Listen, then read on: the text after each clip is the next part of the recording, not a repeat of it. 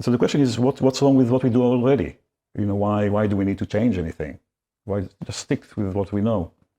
And this is to do with this, that when people go to see a consultant of any kind, 40 to 80% of what is said to them is forgotten immediately when they leave the room.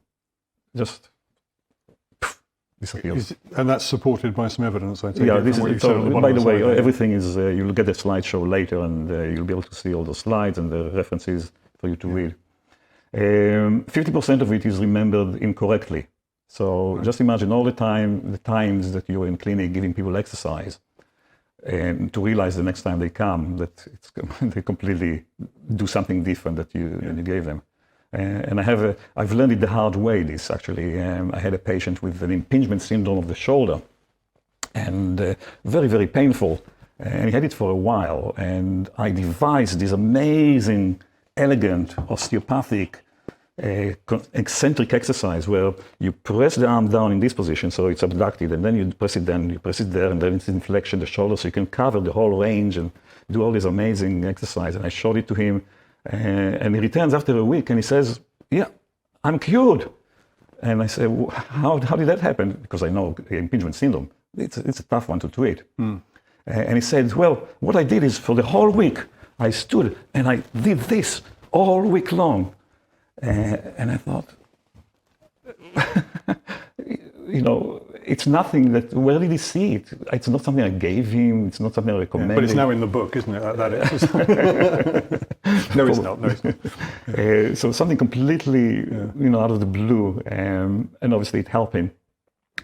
So the thinking about exercise has been there for a long time. Why we give what we give. And I mean, a lot of the time we give exercise that we like.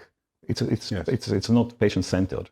Yeah. So I used to be a yoga teacher, if you can imagine, long hair, big beard. I can't imagine that part. Yeah, no, but it was there. There was hair before the baldness. And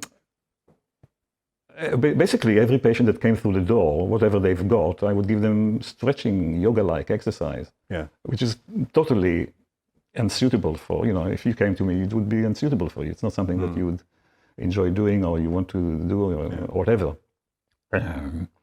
So there was a place, so this is a process that you're seeing that has occurred over many, many years. It's not something that I just woke up a year ago and decided this is it. No, I wasn't implying you only a year ago. But there is a long story behind it. Also, it started with my PhD. It actually was the first PhD, which was a collaboration between osteopathy and physiotherapy. We ran the research at the BSO at Trafalgar Square. I was there. And I was looking particularly at motor control and manual therapy and physical therapy. And it really, this whole thing emanates from this original research at the BSO. Which was how long ago? I finished it in 98. Okay. Do the math, I can't do it under pressure. Yeah. I'm intrigued by this because we're always very fond of saying that you tell people to do exercises and they won't do them, but hadn't actually realized that most of them will forget it straight away. Yeah. And then misremember it in the other cases. Exactly, yeah. The other problem is that 50% will comply, but few will adhere. So they they can sit in front of you and they can say to you, "Look, yes, I'll do fantastic exercise, I'll do the exercise," but they go home and life takes over. Shouting kids, work, and there isn't enough time for it. And the consequence is embarrassment, being shamed, guilt.